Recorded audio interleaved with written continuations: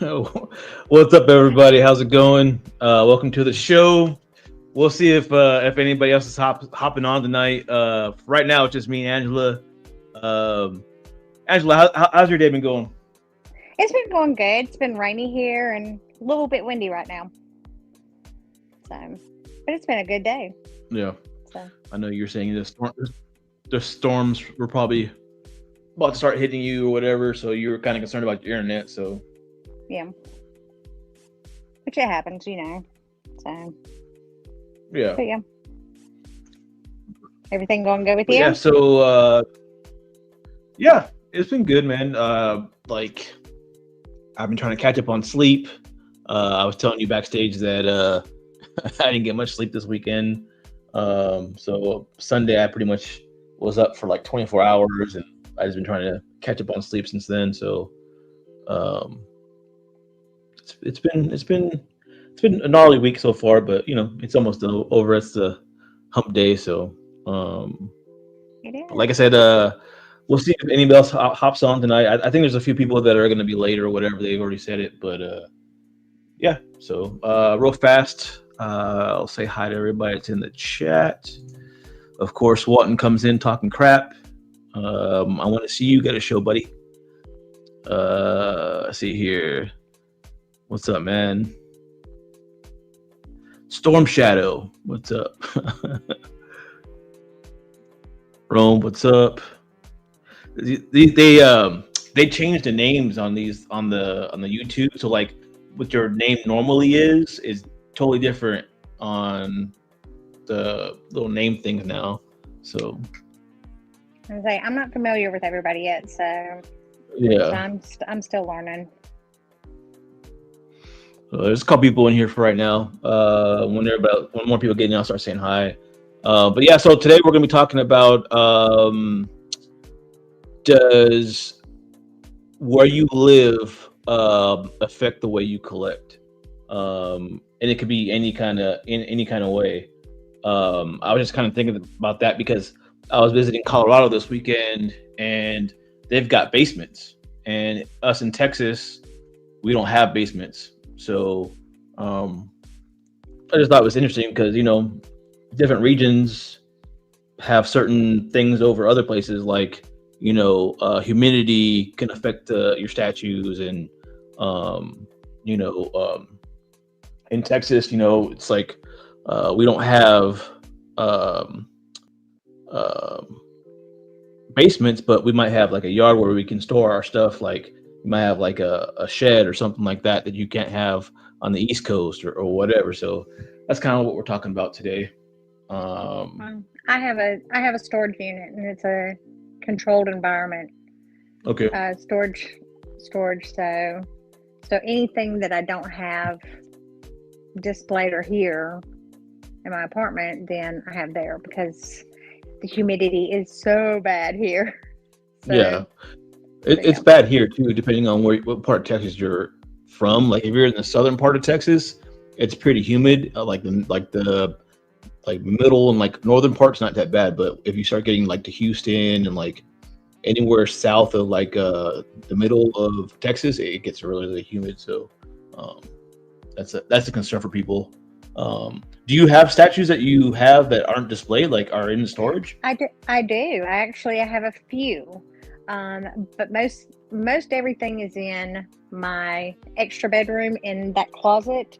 My parents were here this past weekend, and my dad looked in the closet, and he was just like overwhelmed, and he was like, "It's from the floor. It's from the floor to the ceiling, of boxes." Yeah. And and yeah, so I still have a couple of statues that are over in storage, but um, it's nothing that I have displayed right now. So Yeah. I,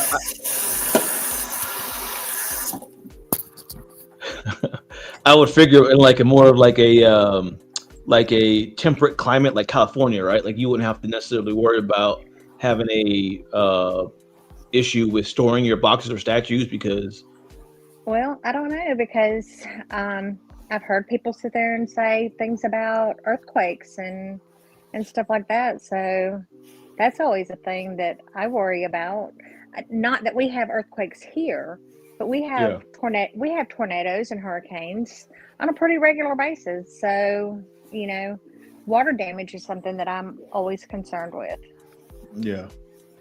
What about you, Matt? Do you have any like today we're talking about like does where is it you live, does it affect how you collect?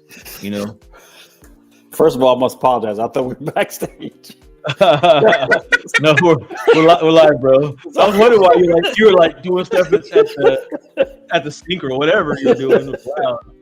Yeah, I'm sorry. Sorry, chat. Sorry, Jarhead. Sorry, guys. That's all good. No, yes and no. So there's issues you got to deal with, especially when you put boxes in storage. There's the humidity factor, right?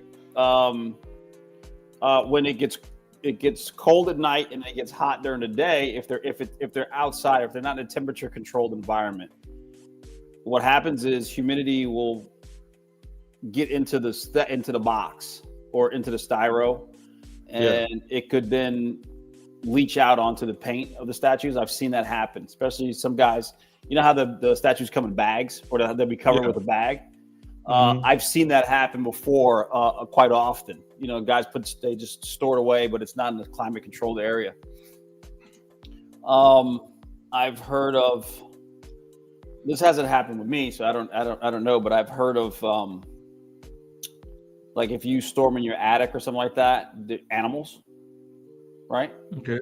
Animals can get to them. I know Piggy was talking about I guess he's got to store his a certain way because he was worried about rats or something. Yeah. There was a show a while ago that he was talking about where he was worried about, mice or rats getting into his stuff.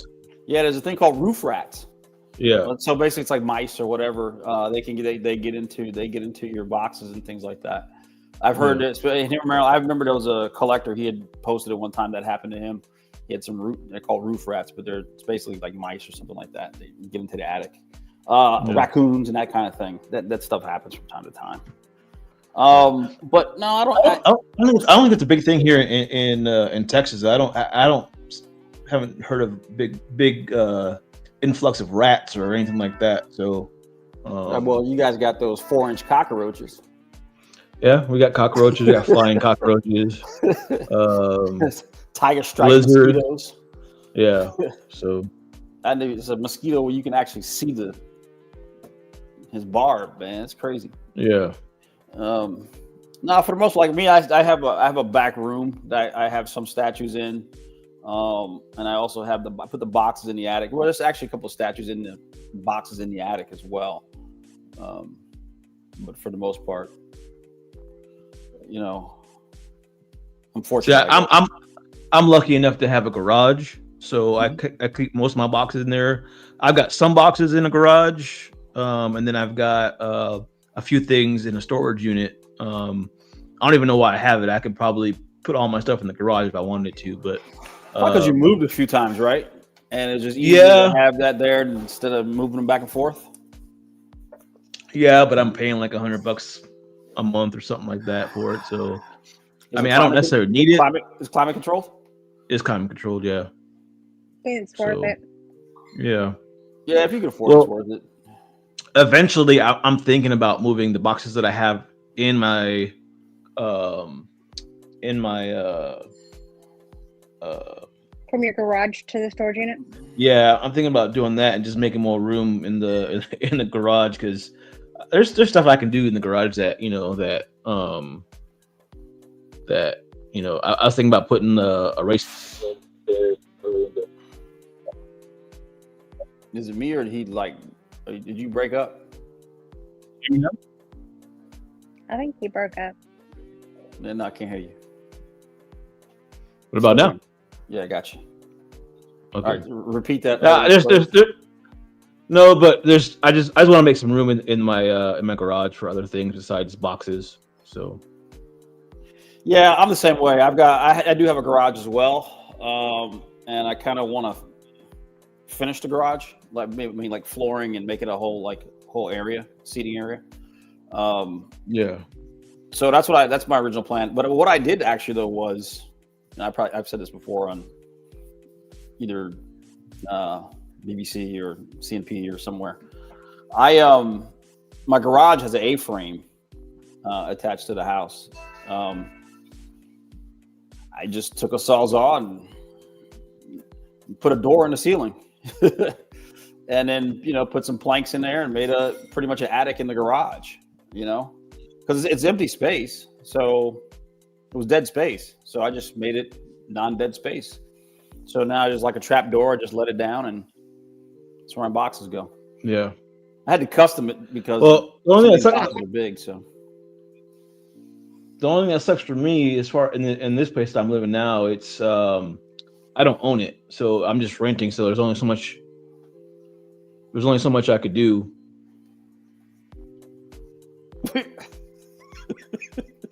What'd you say?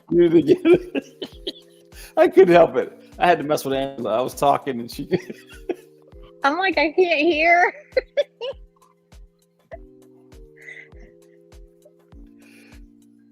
You can't hear me? Got you now. Yeah, I can hear you now. Okay. Okay. Yeah, the internet here sucks. I was messing with this you, whole Angela. time that so. I got you. But did you catch any of that? No. There's only so much I can do in my place that I'm renting. That there's some stuff that I would like to do, but I can't do too much because I'm renting. So yeah, that's always a challenge. It's a challenge. Yeah. I live in an apartment, so, and I live on the top floor, second floor. And so y'all should really see me having to carry up these big boxes when they get left on my doorstep. Because most of the time the boxes are like bigger than me. Like, I'm only 5'3". So the boxes are usually pretty big. So yeah. So do you have any statues in your boxes, or you have them out and then you just put the empty boxes in? I have some statues that are in my storage unit. I have probably about 5 that I haven't displayed. And then the rest of them are out of box, except for a few that are in the closet. So, but I have a closet. I was telling Jarhead that my parents were here this past weekend, and my dad looked in the closet, and it's from the floor to the top with boxes. So it's always playing Tetris when I want to get one out or something like that. So, but yeah. But I've got almost all my stuff displayed, as well as all my Halloween stuff. What about how you guys display your statues? Is there a certain issue because of where you live? Like, you can't display it a certain way because of the area you live?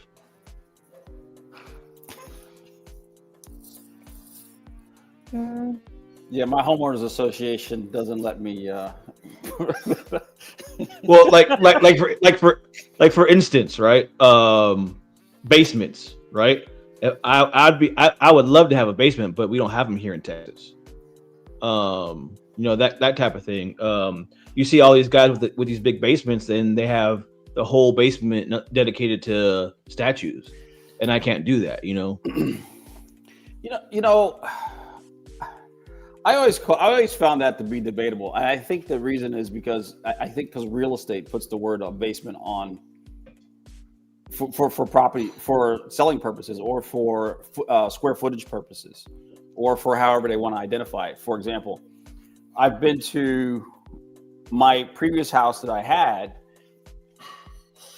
It was a 2-level house, and the front yard was level with the bottom ground, but it was a split level, right?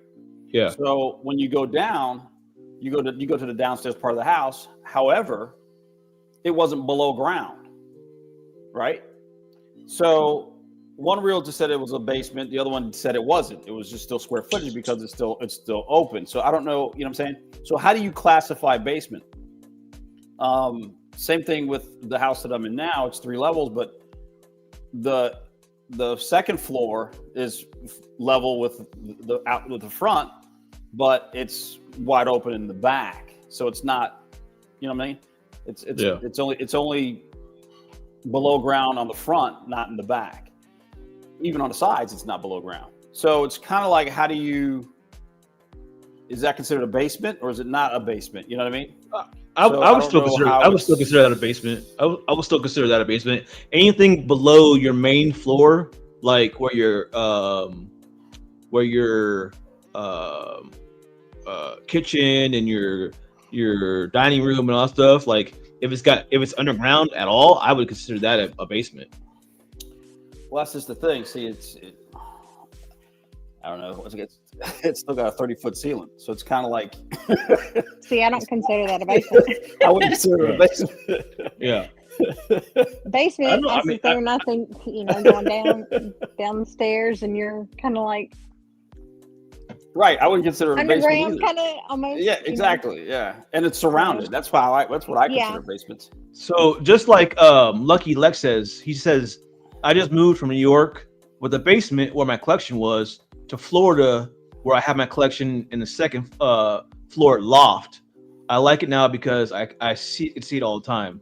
Like that's what's big in Texas. We have lofts. Like when you go up to where the other bedrooms are at, a lot of times there'll be a loft, like a second living room up there. That's what we have in Texas. So when I buy a place, if they have a loft, that's where I'm going to end up putting my statues. So how much, now let me ask you a question. Do you have just a dedicated room for your statues, or do you have them throughout the house? So since I'm single, I can put my statues wherever I want. I have a streaming room where I do all my streaming at. Well, obviously not very often, but I have statues in there, and then I'm gonna put statues in the next room over, because I got a 3-bedroom, it's not a condo, it's more like a I don't know what you would call it, but it's a 3-bedroom. It's not a house, but it's got 3 bedrooms, and it's got a backyard and everything, and a garage. But I mean, throughout my whole house, basically, except for my bedroom, I'm gonna have statues. So when you go to Jarhead's house and you're in the kitchen, you say, "Hey, where's the shirt?" You're gonna say, "Yeah, it's up in the cupboard on the left, next to Aquaman." Mm-hmm. It's encased exactly. It's encased in the glass cabinet. Exactly. That little Howard the Duck that they're coming out with. Oh, I'm so excited. He's going in the kitchen next to my coffee maker. I'm very excited about that. Yeah. So that's cool. Well, kind of like Jarhead, I'm single, so I get to have statues in every place, everywhere. So yeah, I do have statues in my bedroom, but I don't have a TV in my bedroom, so I can do that.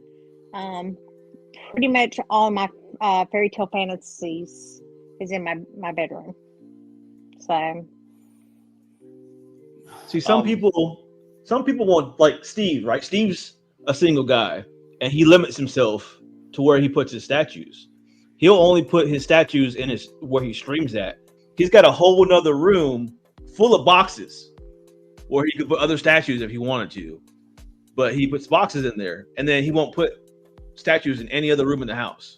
So, which isn't a bad thing. We all have our own rules, whatever, but as far as me, it doesn't really matter. I'll put statues wherever. I think he's limited to, because I think he's in a townhouse or apartment. I can't remember. I mean, it's been a while since I was over there. I think he's in a townhouse. Yeah, I'm not sure, but yeah, it's he's got somewhere for his boxes, and then yeah. So I guess for me, most of them are in a. I guess we call it the kids, the family calls it the statue room, because there's a lot of statues in there. But there's a couple of couches and TV, and other people come over. They call it the man cave, right? So that's where I have the majority of my statues. I have a few pieces out in the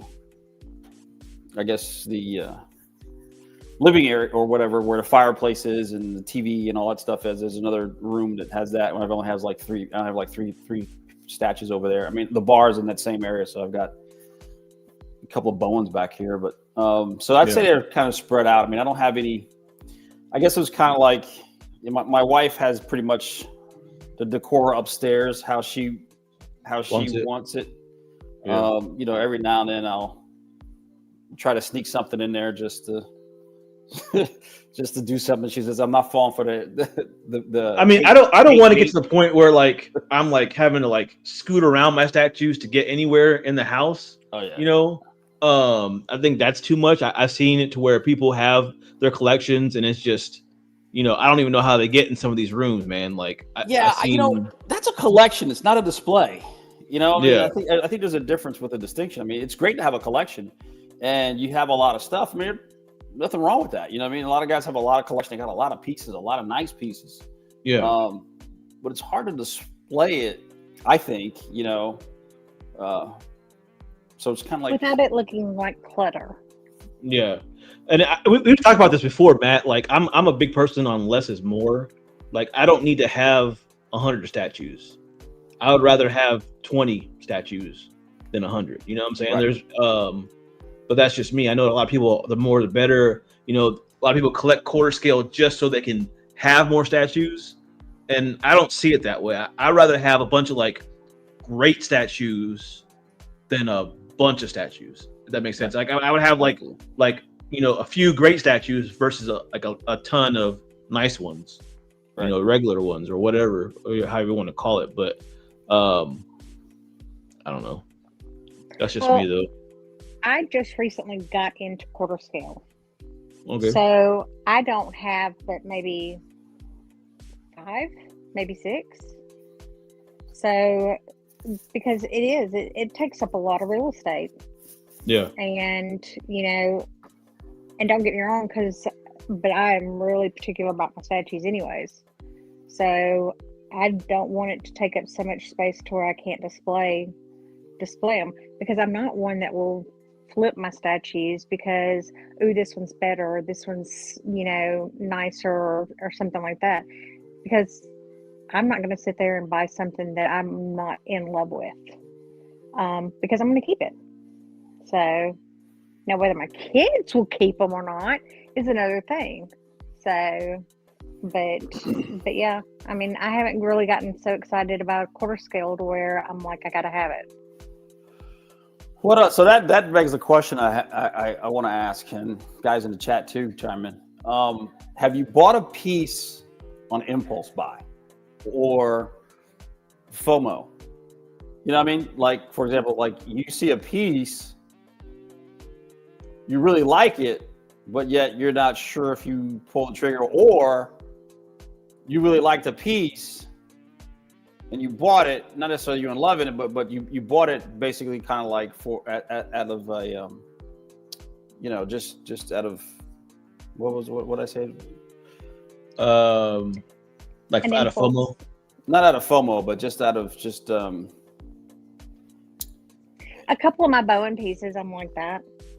I'll be honest with you, because I mean, I'm like, why did I get those? So or you just got a great deal on it. You know what I mean? Yeah. I can see that. I did the DC bombshells.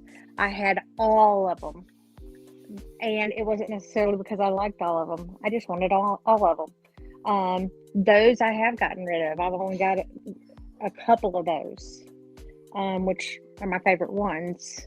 But yeah, I mean, I think we all do that at some point in our collection, where we go out, especially in the beginning. The beginning, we for have sure. to have everything. So, or you want to make a display of, say, the Avengers, and so you do a whole display of those, or you do something around a theme. So, but yeah, I do see that.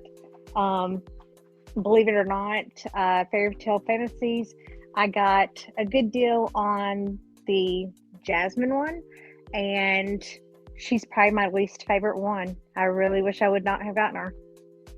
And she's big. I mean, really, really big. She's on a carpet, right? Yeah, she's on the carpet, on the hand. She's on the hand, on the carpet. I mean, beautiful statue. It really is, but it's probably my least favorite one I have. Yeah, I think when people do that, they end up getting rid of the statue eventually, anyways. It doesn't happen all the time because there are statues that I looked at and I was like, I fell in love with the statue immediately, and I will never get rid of it.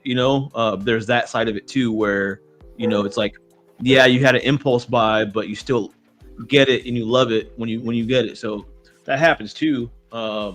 Like I'm a big Wolverine fan, so that Wolverine versus Samurai piece, I had to get it day one, and it's because they don't make silver samurai pieces, so I had to get it, but I still love it at the same time. But I have bought stuff before where it's like, I really didn't need to get it. I just liked the art enough to where it was like, it was an impulse buy, and then I ended up regretting it later for sure. Yeah, I've been tempted quite a few times. Actually, it's happened a couple of times. Actually, I've had a couple of times where I made an impulse buy. One was I saw a statue was super cheap, and I just picked it up because I knew it was just like, okay, just $150. Why not get a quarter scale for $150? And there was a custom kingpin that I really liked, and I think the reason why I got it at the time was because it, the Netflix show was on, right? And yeah. I was watching it, and of course, you gotta fall in love with Kingpin on that show. I would just wish it had the Delforio, or whatever the guy's name is. I forgot his name. Vincent, yeah. Vincent? Yeah, had Vincent's portrait, or they had a swap out. If it would have had a swap out, I definitely would have kept it. And then I was thinking about, I kind of wanted to do like, a little Daredevil, Kingpin Daredevil duo, because there was another custom that was coming out that I liked. It's with Daredevil where he's like sitting on top of the Fisk. You probably saw it, where he's sitting on the Fisk sign. Yeah. Yeah. I thought that was a really cool Daredevil. So I was thinking about getting both of those, but after I got it, it was kind of like, I looked at my collection, my display. A lot of my stuff it stood out. You had this big dude in a suit, and it just, the rest of my stuff's Wolverine and dioramas and Conan, and it didn't match. So I kind of ended up selling it, just for cost or whatever it was. Yeah. But Walton says he bought the Batman Who Laughs. So that was an impulse buy, but he liked the art. And then he also says he bought XM Apocalypse and XM Thanos and Death. Both those have moved on to a new home. I was tempted to buy that Batman Who Laughs too, Walton. Just same exact reason. For some reason, I gravitated towards that. I really wanted it, and it was just a cool piece, I thought, especially when it hit. And it was just kind of like, but to be honest, I didn't really know much about the character as much, so it's kind of like I never pulled the trigger on it, and then now I'm like, I'm glad I didn't pull the trigger on it, because I probably could still display it, but I'm not in love with it. So what's the point of me having it? And I've gotten pretty picky about my pieces I bring in anyway. So that was I think we all go through different stages of collecting, right? Like that might be a topic for a show one day. The stages of collecting, because we all when we first start collecting think that we're gonna get everything and we want this and that, and we get super excited, and at some point we focus in on a certain way of collecting, and so I think we all do it some in some fashion. That's a good way to put it, a certain way of collecting, not a certain style or something, just or theme or something like that. It's just a certain way that we shift our focus. Yeah, for sure. Like I said, some people want to collect as many statues as they can, and they want to get as many statues in their space as possible. I don't want that. I want it to look clean. I want my statues to, when I look at them, I can see them individually. I don't want other statues in front of them or any of that stuff. And it's hard to do without making a lot of space for the statues, right? So like people don't typically do that because they don't have the space for that. They don't have, more than one room to dedicate to their statues. So So, they have to stack statues on top of each other or put statues in the way or put multiple statues on a shelf. I want when I look at a statue, I want the focus to be on that statue, if that makes sense. So no, absolutely, yeah. We there was a couple of shows ago.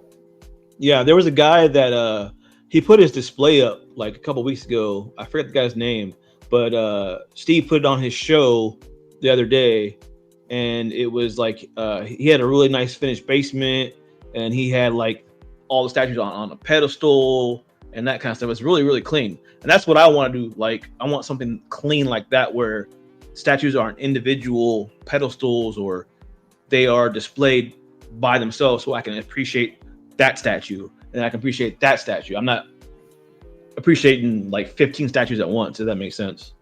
Okay, so with that being said, what happens when you invite people over who have never been part of the collecting of statues, and then they see it and then they have that impulse to want to touch it because, or pick it up, and you have to stand there and go, no, don't pick it up. I'm pretty fast when I have to be. I've got six kids. So God. Yeah. So I know how to don't touch. Well, see, my parents, like I said, they're used to it now. They weren't before. And so my dad gets really excited because he's the one that introduced me to all the comic stuff. And he gets excited and he'll go, ooh, let me see this one. And instead of like moving up towards it, he goes to grab it. I know. Your heart probably skips a beat. And let me just tell you, I'm like, oh my God, and so. Yeah. So yeah, I'm like all the time going, don't touch, don't touch, don't touch. Yeah. Like, you never know. I've seen some collections that have a sign that say "Don't touch" on them. Remember, like we've gone through collections that say "Don't touch." Like, I have one over by when people come over. I have one over by my Phoenix from EXO because I'm like in fear of that one tipping over or just anything. That's got a metal rod through the. Mine does now. They've actually fixed it so that way it does not. Okay. But before it was to where it was a little unstable, and I didn't feel comfortable with it because, like I said, we get really bad weather here sometimes, and thunder will shake the apartment. And like I said, that's what I fear. Is that we're gonna have a really bad storm and it's gonna knock stuff off shelves and stuff. So yeah. And I kind of wanted. That's why I invited a couple more people to hop on the show, but whether they make it or not, but like I invited Vision because like we were talking about earlier about earthquakes. That's a big thing in California and on the West Coast, right? They got to worry about earthquakes. Like, so what do people do in order to protect themselves against earthquakes? Because if you got like a bunch of statues on one shelf, if you got statues all the way to the end of the shelf. If it shakes a couple times, who's to say that you're not going to lose some of those? Insurance, maybe. I don't know how many people have insurance on their statues. You have insurance on your statues? I do. Wow. I do, and part of it is the reasoning is when you live in an apartment, you have to have renter's insurance. So when I went to go get my renter's insurance, I went ahead and had them do the collection insurance too. So is it with the same insurance company or is it like an outside? It is. No, it's with the same. So do have. So did they make you get your? So do you have a?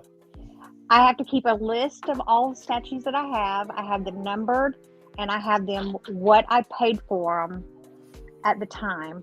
Right. But they did say that when they go to have to change anything or if they have to fix anything. If something was to happen, then they would do premium change. Mm-hmm. So. All right, that's interesting. Okay. I have to have renter's insurance where I'm at too, but I didn't even think to do that. Yeah, and like I said, I'm concerned with. Like I said, I live 45 minutes away from the beach, and we have been hit with, Michael was a couple of years ago. And I mean, storms get really bad here. Yeah. And like I said, it snowed here last year, believe it or not. We never get snow. And so I was actually off work for 2 days because of the snow. Nice. Yeah, I Snow know, day. right? Yep. And we actually had a snow day. But, what happens if I get water damage? And it gets on my stuff. So at least I know that I'm going to be protected some way, Okay, good. somehow. That's good. Walton even says, some of these customs are so rare that you would be hard pressed to find again. Yeah, that's true. And it says especially if they have custom paint or something. See here. Rome says he said he had to remind them no touching when they come over. He said just to find a couple broken pieces. What else? From earlier, Walton says William, I think, layers his X-Men collection, and they look like a great cohesive scene. Yeah, like I said, this is the way I want to collect mine. There's nothing wrong with that. Like when you got a big team having them together, they look great. But I just, especially the type that I'm collecting, they're fine off by themselves. So I think they look good by themselves. So. But yeah, what about heat and humidity? Like I know for instance, like down here, it's very humid and hot, so people have a lot of humidifiers and that kind of stuff. Do you guys have humidifiers in where you live, or no? Yes, I have two. Okay. I have two. What about you, Matt? No, I don't. I mean, I think my son might put one in his room because he's got, nasal stuff. It gets dry or something like that. But, you can get them. At one point, I was thinking about putting one on. It does get dry from time to time. I was thinking about putting one of those house humidifiers on the central air unit. But didn't necessarily see the need for it. No, I'm in the Midwest, so it's kind of like I get all 4 seasons. And it's just no major, no extremes either way. So. Yeah, that's another reason why I don't keep a lot of my boxes in my garage too, because we have extreme heat. So I don't want to keep a lot of my boxes in there. But I come to realize, if I don't have anything in the boxes, then what's the point? I don't see why I shouldn't be able to have boxes in my garage, I guess, because there's no statues in them. So yeah, that was a concern that I had too. Especially like I said, I made like a attic space above my garage, and in the summertime it does get very hot in there. So I was concerned about some of my pieces. You know what I mean? But I've been fortunate, and it does get hot because I'll go in there. I'm like, oh my god, I can only stay up there for I don't know how long. But every time I'd go up there and I'd pull a box out that had a statue in it, there's nothing wrong with it. So, it's just one of those things in the back of my head, like, oh my God, the heat's going to melt my statue. But no, nothing's ever really happened. Yeah. So. I know, the closer you have it to the roof, the hotter it's going to be there, So, like you say, you made that thing basically like an attic. Like, the closer you have it to the roof, the hotter it's going to be up there too. So, yeah. I mean, I guess it's okay because it's just they're layered inside of a box inside the styro, and you know what I mean. So I don't know. Maybe the styro works both ways, right? You keep stuff cool when you put ice in it, and then I guess it keeps the heat out. I don't know. Well, I don't know. Every couple months I would be checking on that just so make sure the stuff doesn't warp, because it might look fine in the box, but then when you go take it out to maybe you get a switch out on there or something, and you want to put the switch out on your whatever, maybe it won't fit right, Yeah, that could happen too, right? It could warp or something like that. I don't know if it's Cubanel 12 1 or 112 Says, how do you insure a custom statue that's been painted by Titanium? That's a good question, man. I mean, I think they'd probably know an insurance company. They're going to want to try to value it as least as possible. Cheapest. Yeah, they're going exactly. So they'll probably say whatever you paid for it, but I don't think they're going to say. I don't think they would cover the custom artwork on it. You know what I mean? Because that's a labor thing. So typically, keep receipts. Say what? I said keep receipts. You know, I know a lot of people. If you keep receipts, sometimes that helps. But I mean, I had when I was married to my previous husband, we lived in a house and they were cutting down trees, and a tree actually came through the window and actually knocked over a whole bunch of crap. You know, broke his computer, broke. I had Barbies at the time, and broke several of those. And they actually went with eBay prices of what they could replace with. Yeah. So sometimes insurance companies will do that. So it's kind of like a catch-22 sometimes, I guess. Yeah. And I was gonna say, if you, like I said, the paint thing, that's a labor cost, and they're not going to cover labor costs. It's kind of like if you have a car and you go have it painted, you know, a different color than you bought it for. They're like, well, that was your choice to go have the car painted a different color. You know, and I think another issue would be where too, like, say the statue appreciates, like say say you have XM Hulkbuster, right? You know, that goes probably like between $4,000 and $5,000, but you didn't buy it for that originally. I think it was like a little over 1,000 when it first came out. I think it was 15. I know it was between 1,000 and 15. I think it was when it first came out. But you know, it's gone way up. Like, so I guess they would have to go off of eBay maybe, or I don't know. Yeah, that's a good question, because you'd have to have a collectible insurance guy probably answer that. How do you assess the appreciation of a collectible, right? And I think what they might do is, like you said, they might go to eBay and get 3 and probably pay you the lowest of the 3s, but at least they'll have a general assessment of what it was. You know what's good about eBay though, right? The eBay is just generally they overdo it on eBay. So like, you know, you'll see stuff on there, it's like 10 times of what it was originally. So that's the only thing good about eBay is if that happened and they looked on eBay, like they overcharge like crazy on eBay. So it's a double-edged sword. They might go to sold and like a bid. I've seen stuff that like should sell for like $2,000. Some sucker got it for like $300. Like, hey man, just right place, right time. Yeah. What's up, Piggy? Man, happy Wednesday. Happy Wednesday. Are you playing G.I. Joe? Yeah, okay. What you out there jumping around the woods, man? You and Jarhead, boy. What's wrong with y'all? I'm gonna be on Jarhead's show tonight. Let me put my gear on. He told me to come and tactically plan, so me too. That's why I'm wearing what I'm wearing. Love it. I feel out of place, you know. No, you're fine. I gotta rip off the. I gotta rip off. You gotta rip around the sleeves. You go roll your sleeves up. I do think I've got, you know, more ink than Jarhead, so you know. Yeah.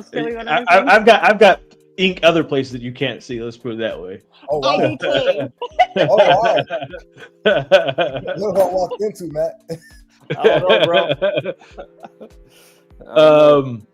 So Piggy, we're talking about does collecting where you live affect like how you collect? Like we were giving examples like earlier. You weren't here, but we talked about what did you call them, Matt? The attic rats or something? Roof rats. Roof rats. Yeah. Roof rats. Yeah, we don't have that in Texas. So I remember you talking about them, and I was like, "What are you talking about, bro? What is that?" Yes, you can look it up. It's actually a real thing. So they discourage people like stacking stuff up in the roofs down here, and I mean in the attics down here. And not just that. I feel like if I started utilizing my attic for stuff like that, I would just find a way to expand my collection into up there somehow too. Like when you're addicted in this hobby, every free space that you think you have can turn into potential either statue space or storage for the statue boxes. But does living where I live affect it? Like, are you saying like if I had a bigger place or if I had more room? It's anything. So we've talked about humidity, how humidity and heat affect your collecting. We've talked about basements, like Texas. We don't have basements. We have those second level, secondary uh, rooms where that we have on the stairs. So like we've talked about a lot of different things because it's different wherever you live, right? I think so when I first moved down here, it flooded down here a lot. And the humidity, I had to like put dehumidifiers and stuff like that in one of the rooms where my statues is, because I didn't want it to ruin the walls and the baseboard, but I also didn't want it to ruin my statues, and because they can mold like anything else or get like spores on them. So I had to clean them more, and I had to like really like weatherproof that room for my statues to sit in there, because you're not gonna have these $1,000 pieces in there and they're subject to like bad conditions, or you're not gonna get a good life wear out of the statue. But so that's as far as like the climate. But as far as like me being in Georgia, what's funny is from a different point of view, I've met so many other collectors down here that a lot of times when it's been times I've wanted statues, I wouldn't get them because of the shipping fee, and you find people local to you and you're able to just drive over there and pick up the statue. Yeah. Sometimes you end up with more statues because you're close by people. Like I'm 10 minutes from D3. So that's how I got the room that I have. That's how, you know what I mean? Like when you have other statue collectors 5-10 minutes away from you, it's easier to trade. It's easier when they're selling to go pick stuff up. I bought like a good 4 of my statues, including the Gladiator Hulk, I got from local collectors, like people within 10-20 minutes of me. So I think that the convenience of having people nearby has probably led to extra statues that I wouldn't have gotten if I would have had to pay some crazy shipping fee to get it from like another country on the other side of the states. So I mean, it's a couple of ways that you can look at it. But have you ever settled? Have you ever settled for a piece? Like, for example,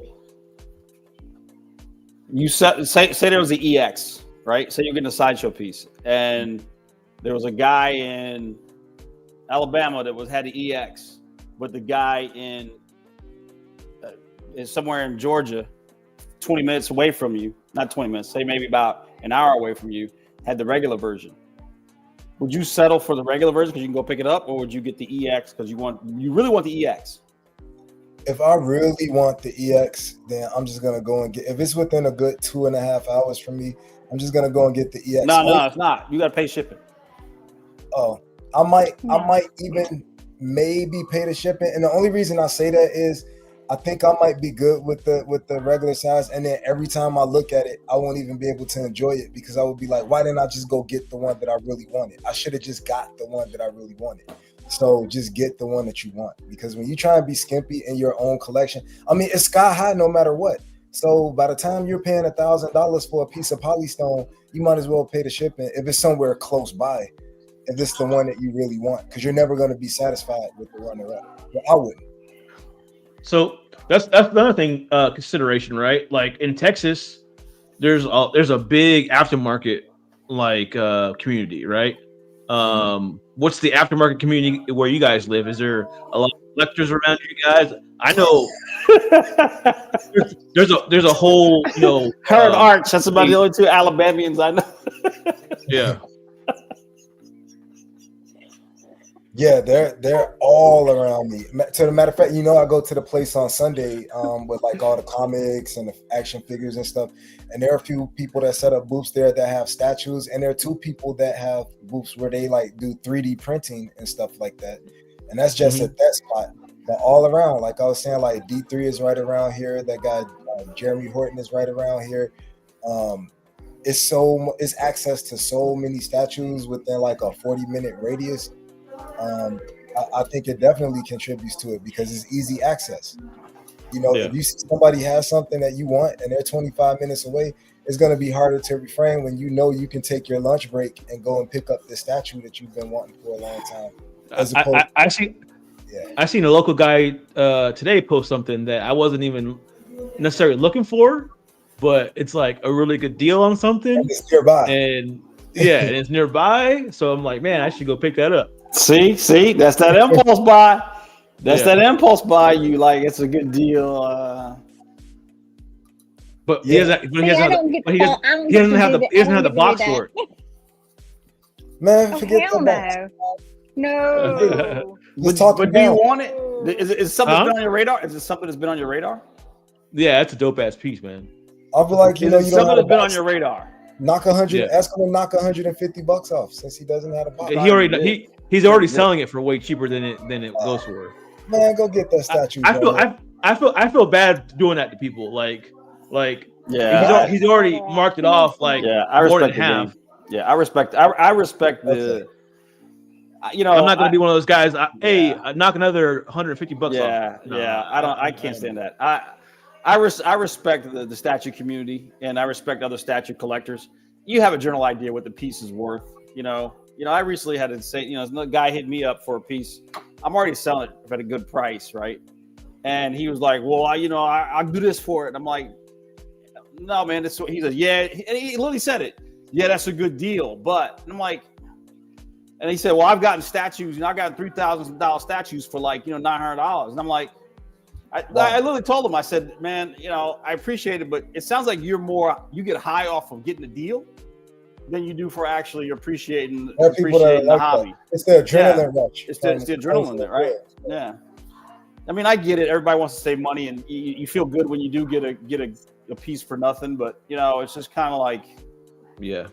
Well, this particular statue I know goes for a lot more than it is, and I'm not gonna be like, I'm not gonna be one of those guys that says, "Hey, I need you to take more off it," because he's already taken plenty off. I didn't know. To be fair, I didn't know that part of it when I. He's taken more than half of that of it off, so it just doesn't have a box. It just doesn't have a box. So it's all right. I've got a couple pieces. I've got a couple statues that don't have boxes. You can. You're a custom dude. You know how to manufacture a box for it. I don't know. It's foam. You've got foam. You can go get it. Right. And carry it yourself. That black foam at Home Depot. Take a little acetone. You can acetone will shape it out. When I moved the last time, I didn't even pack any of my statues up. I just moved them individually. I either took them apart a little bit and then put them in the seats, and I just moved it like that. Just wrap them in a blanket and throw that seatbelt on them and call it a day. I don't know. Hopes and prayers is what I had. So when I moved last year, I moved from one apartment down the street to the other apartment. I moved all my statues myself. But I reboxed up. I boxed up everything. I did the tape around them. I did everything because I was like, no, I'm not gonna say that. You retaped them? You retaped them too? Yes, I sure the hell did. I retaped everything because I was like, no. I mean, I had to look at videos on how to package some of the stuff up, but I had coworkers. They moved me all in one day. We did this over Labor Day weekend, and they were like, "We'll move your statues for you too." And I was like, "No, nope. I know, nope." I'd be like, "Move the couch, move the TV, move the plates, but don't touch." They hooked me up. They put my TV together. They put my couches. They did all my washer and dryer and everything. And while they were doing all that, and that was the only thing they were not allowed to touch. I moved them all by myself, and no.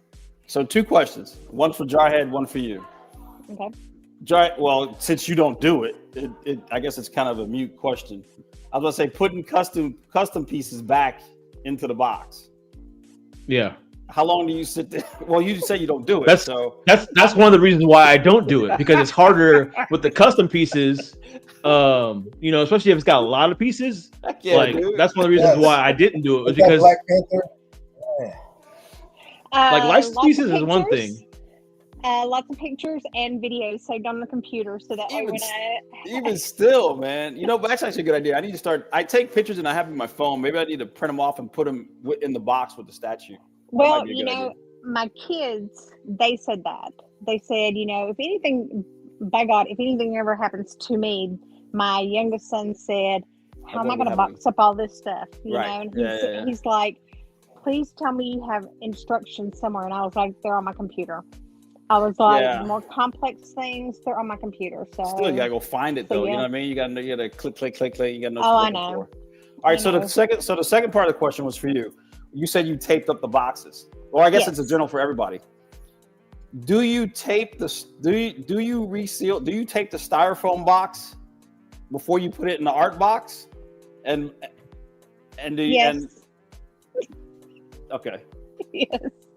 I mean, I made sure that, God, I don't know how many rolls of tape I went through, but I mean, I have my own little gun that I sit there and tape everything up with.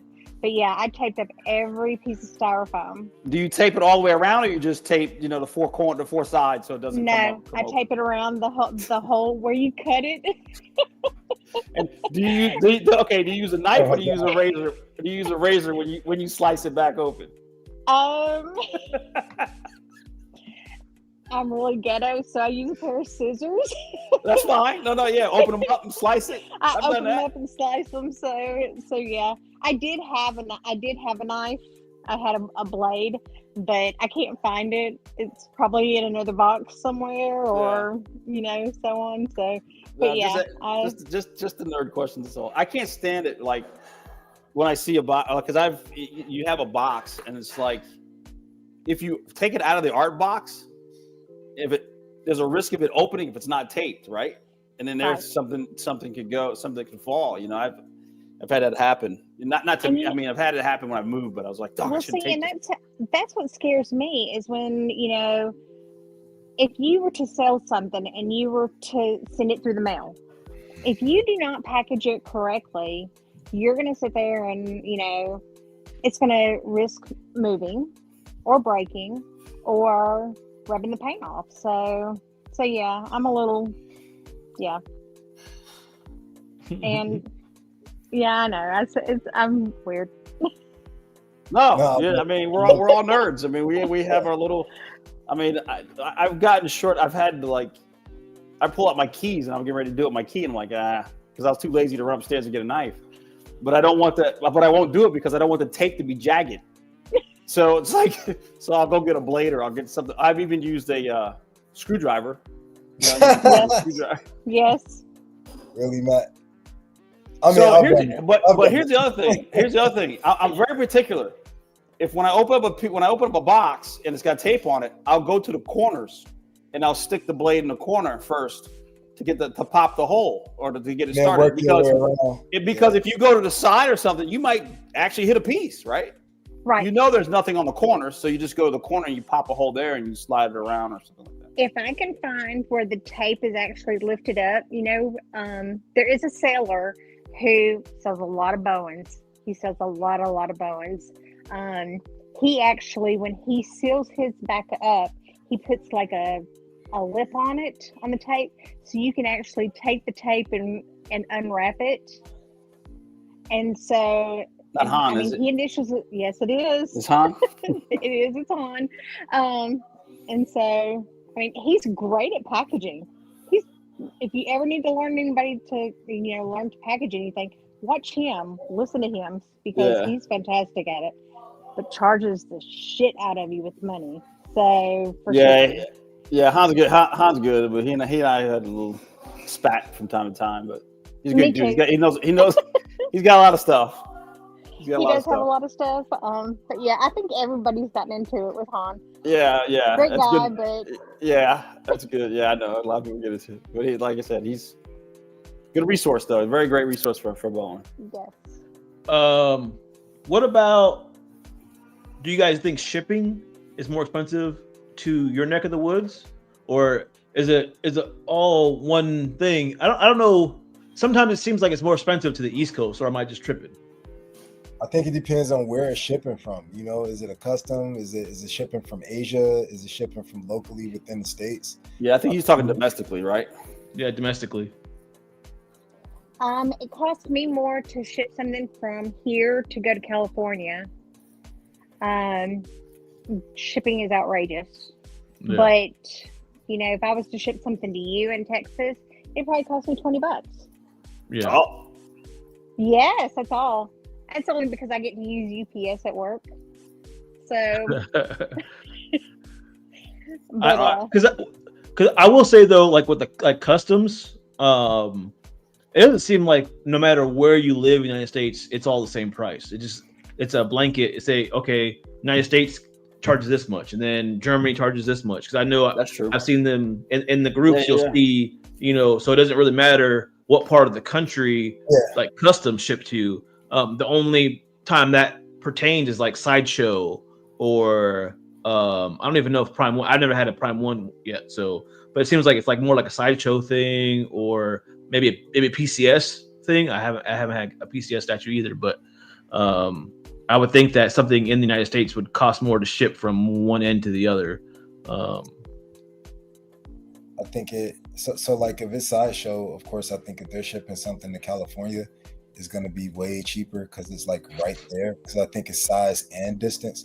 So if they're shipping it to me, I'm probably going to pay more to get it in Georgia than Vision would to pay to get it in California.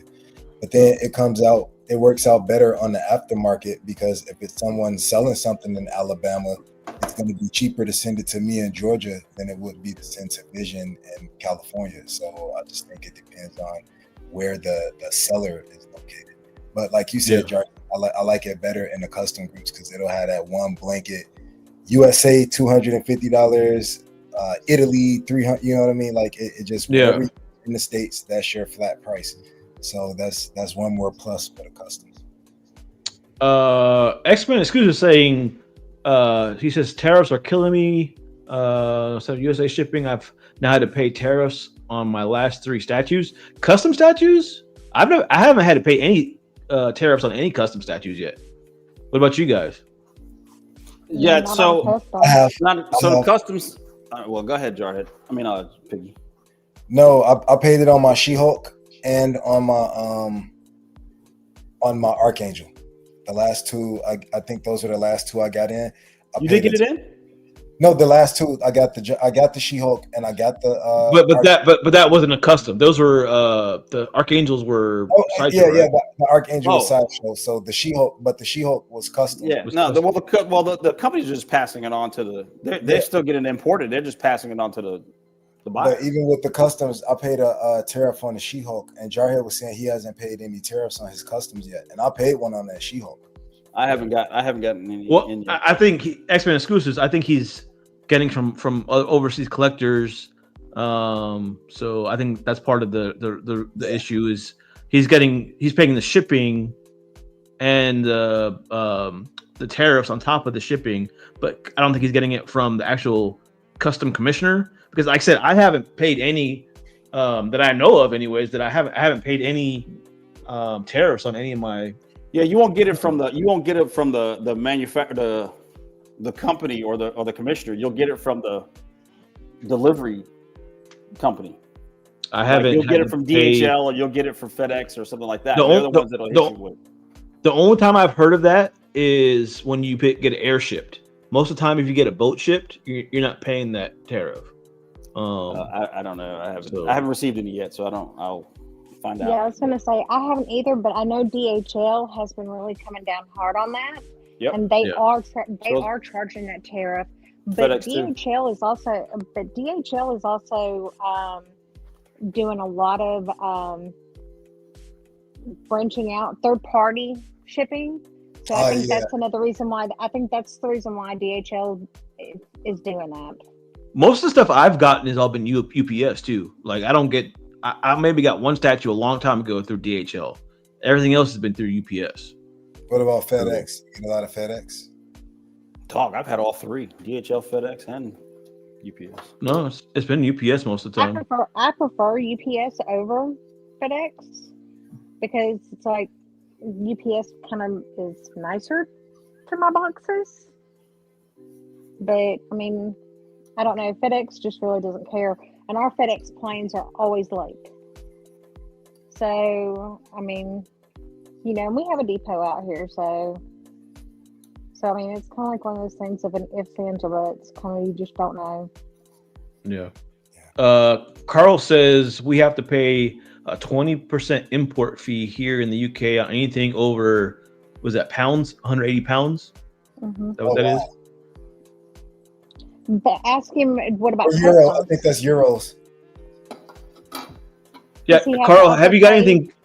Have you got any customs in that you had to pay a import fee on? Like I said, I haven't had to pay any import fees or any kind of tariffs on any of my customs. I just paid for shipping on a custom piece that's coming in, so, and I didn't pay any extra money for it. So I don't know if that's a thing for with customs. I know a lot of the custom groups have gone out of their way to quote unquote fix it to where you're not going to pay tariffs. So that was the big thing before. I don't remember who it was, but I had a not necessarily argument, but we were having a heated discussion about whether or not we were going to get tariffed in the custom groups. And I told him no, and he didn't believe me. And I have yet to get a tariff on any of my customs yet. So knock on wood. You just jinxed us all, man. Yeah, I don't know. See, the commissioners can say that they're not going to charge us any tariffs or anything like that. But I don't know. That doesn't mean the company that's delivering it or whatever it might not. But you would think that I would get a bill, and I haven't got yet to get a bill. So that's the thing. That's the I've seen guys say a bill comes later. A bill comes later. I think a separate bill comes later. The only time when that happens is when you get it by air. Is what I've seen. If you do it by ship, you don't get that. I don't know. Well, I saw where somebody just said, and like I said, I'm bringing DHL back up because he had said that he received a package and they wouldn't release it to him until he paid the tariff. Until he paid the tariff. I saw that post. So I mean, it may get to where they do that, and then there's a bunch of statues, I know somewhere. Canada's rules are different too. I've seen people complaining about that kind of stuff when it got shipped to Canada. But as far as the US, I haven't really seen a big uptick in any of that stuff in the customs at all. The only time I've ever seen it is, did I pay tariff on my Weapon X? I might have paid tariff on my Weapon X. I don't remember. But that was like $30. So I think that was crazy. I don't know. Yes. I think. No, go ahead. Go ahead. I was gonna say, speaking of, collecting in a different territory, like overseas, like collectors that collect overseas, like in Europe, I know they've always gotten kind of screwed over collecting as far as getting charged import fees, and if you live in Australia, they get charged. But that's always been like that. So when I see the groups of the people complaining about the tariffs or the new fees, I always see like the foreign to us dudes jump on there and they're like, "Oh, welcome to what we've been dealing with since the beginning of collecting." So it's always you always see those comments like letting you know that it's nothing new to them, and we're just getting a taste of what they've been dealing with the entire hobby.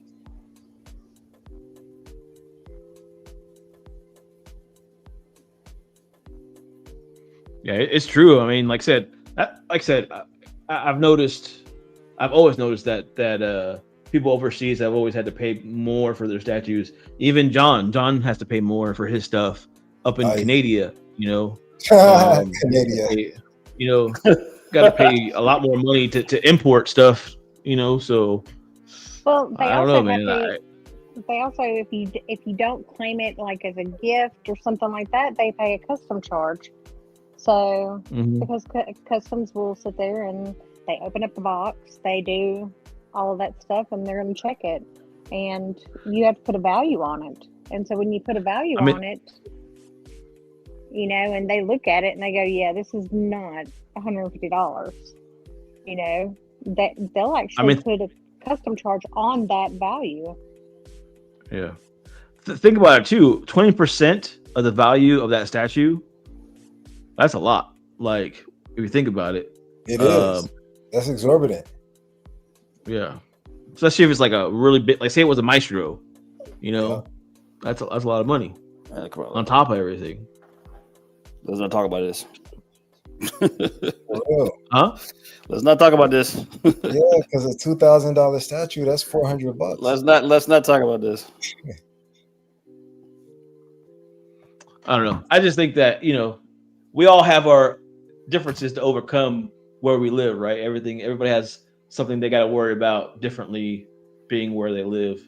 You know, if you're living on the West Coast, you got to worry about earthquakes. If you're in the deep South, you got to worry about humidity.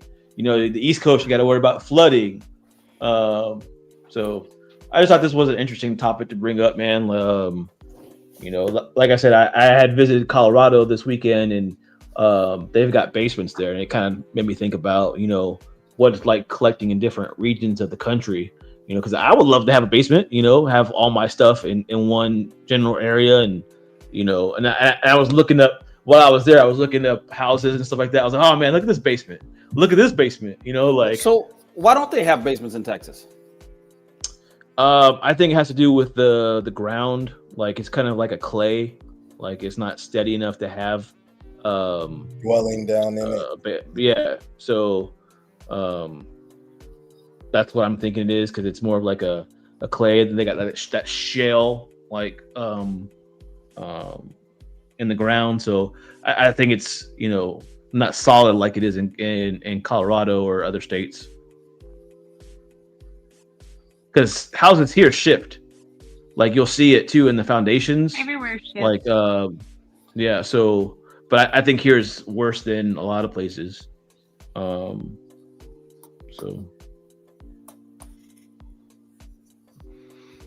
yeah, that's all I want to talk about. Like I said, it was an interesting thing when I was in Colorado this weekend and looking at other people's stuff. I was like, man, I want a basement. But with that being said, okay, so I lived in Alaska and it got below -50. You know, being in a basement, how cold it is compared to the rest of the house. Yeah. the rest of the house.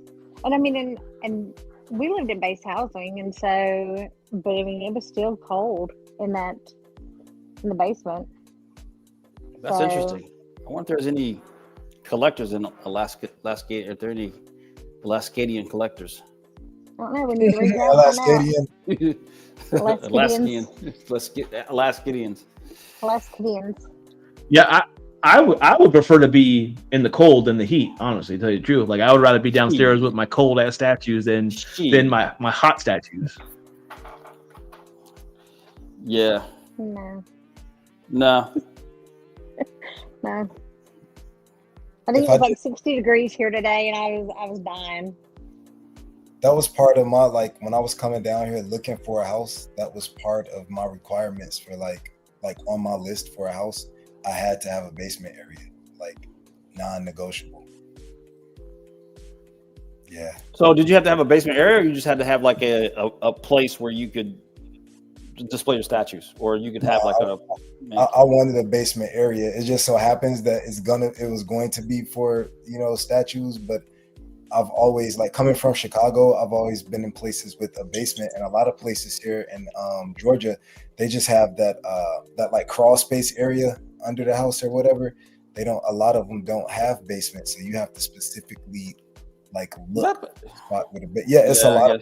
That's more of a southern thing, though. Yeah. You know what I mean? That's more of a southern. Well, there's a lot of flooding. Yeah.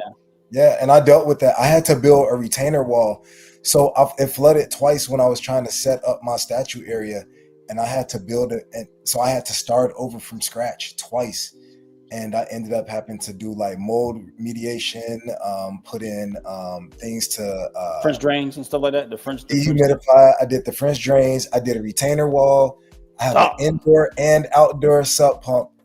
And then I had to raise the retainer wall, and that's what finally stopped the water from coming in. I had to raise the retainer wall. really past what like grade should be, just to make sure, because it would get like sky high. And what's crazy, since I've like elevated the retaining wall, it's rained that hard like one time, but it was every other week before I've like extended the retainer wall. I do the mediation, and now it doesn't rain. It'll get like a sprinkle, but it's better to have it and not need it than need it and not have it. Yep. Like the 15 rooms you have in your place. I know, right? Well, it was only I could keep the water out. So, X-Men Exclusive says, so going back to the soil in Texas, he says, the state soil, which is often clay heavy and expands and contracts significantly with moisture, making it poor and potentially damaging base for basements. So he also says, hell no, he'll take heat over cold all day. Amen, Ant. Thank you, Ant. I'm the opposite. I'd rather be cold. Dry had to be like those bodies up on Mount Everest, just frozen with a statue. That's fine. I'll be happy holding my statue frozen.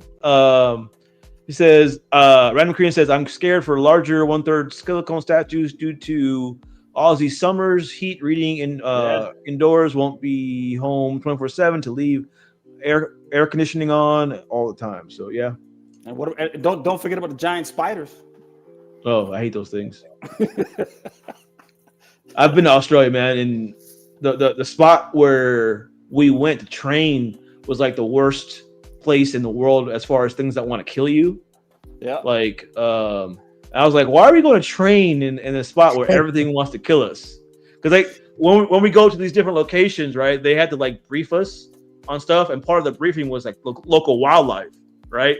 And why was the local wildlife brief the longest brief? We had like kangaroos and spiders and koala bears. Yeah, it was nuts, bro. Everything wanted to kill us. Everything wanted. I was like, why are we trading here?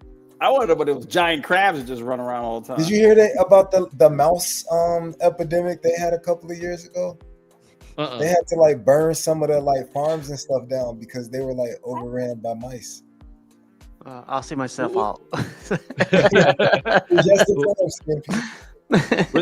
What's up, CMP? You're late. That's 5 demerits. I did everything to get here. I don't want to hear excuses. I don't want to hear excuses. I had like a 14-hour day today, man. He said I did everything to get here. Yeah. Beltway traffic and everything, right? It's raining here too. Yeah, but is it pretty cold over there right now? It's pretty cold. Yeah. I don't know if you've heard some of the stuff that we talked about, but basically we've been talking about where we live kind of affects sometimes how we collect.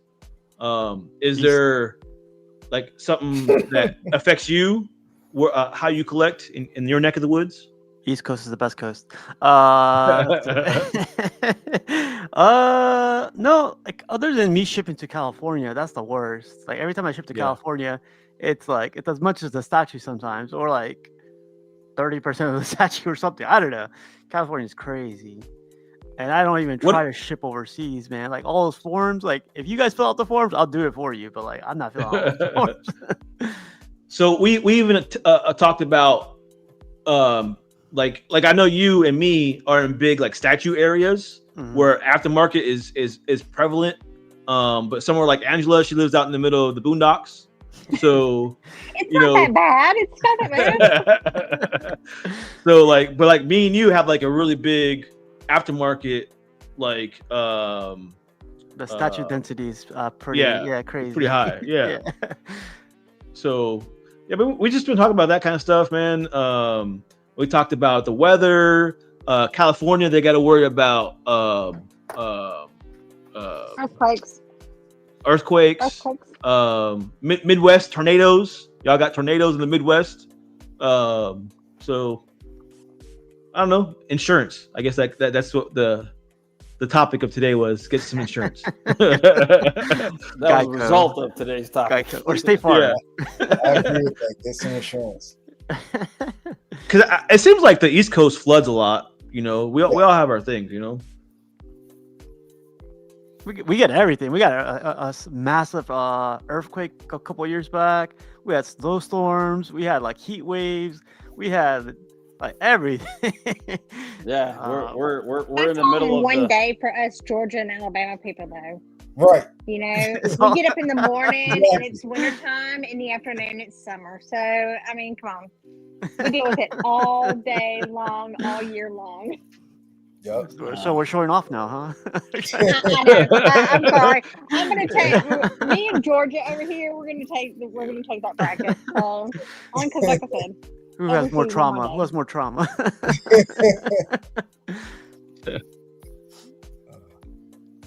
But yeah, that's kind of what we've been talking about. Do you think it's a good thing to live in a? You seem to have a lot. Sorry.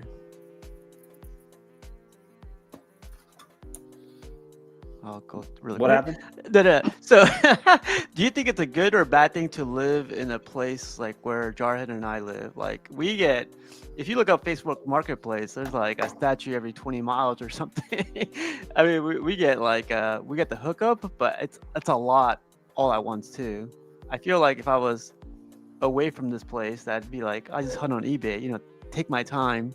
But when the deal's so good, like because it's pickup only, you're like, oh, I'll drive those 200 miles really quick. See, we were saying that like there's a lot down here. Like, so you end up getting statues that you might not necessarily get just because it's a dope deal and it's 20 minutes from you. Like I got my Doom from D3. D3's like 20 minutes from me. The guy Jeremy Hunter, I got my Gladiator Hulk from 20 minutes from me. And the place Charlie's that I go to on the weekend when they have statue guys setting up in there is like when they're everywhere, it's kind of hard to pass up some of the deals, or it's like statues that weren't even on your radar, but they're dope statues and they're right there, and it satisfies that addiction of getting that new statue in. So I think it makes it harder. I think I'm okay in that area now, but when there are a lot of options around you, it's real. Like Astro is 20 minutes from me. You know what I mean? So if someone's selling a statue and there's one that you want and you know they're 20 minutes from you, you're more likely to go and grab it than somewhere where you're still up in the air on whether you want to pay for shipping or not.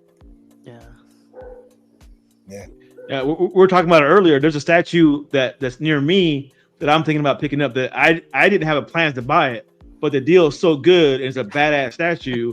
It's like, why not pick it up? But it doesn't have a box.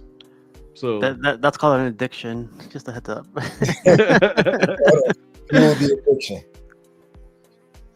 Could you let us know what it is, or you're selfish? He's selfish. He's selfish. He don't want nobody else to say to go get it before he makes a decision. That's exactly what it is. He's like, I'll tell y'all mofos at backstage because I don't know who's listening. I know y'all can't go get it, so I know there's a couple of people in Texas right here right now, so I'm not going to say nothing. Exactly.